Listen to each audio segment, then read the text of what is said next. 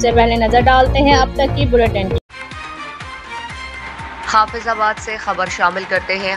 दौरान डकैती डॉक्टर के कत्ल के खिलाफ एहतजाज, मुलजिमात की अदम गिरफ्तारी के खिलाफ अहले लवाहिकीन इलाका का एहतजाज, मुजाहिरीन की मकामी पुलिस के खिलाफ नारेबाजी, पुलिस डॉक्टर को कत्ल करने वाले डाकू तक न पहुंच सकी, एहतजाजी मुजाहिरीन।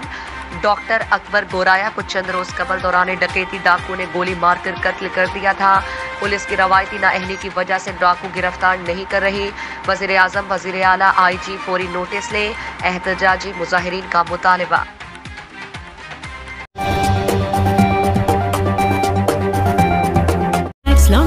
रवि है एतबार, रिश्ते भी चमके चम चम चम चम चम चम चम चम चम चम चम चम लेमन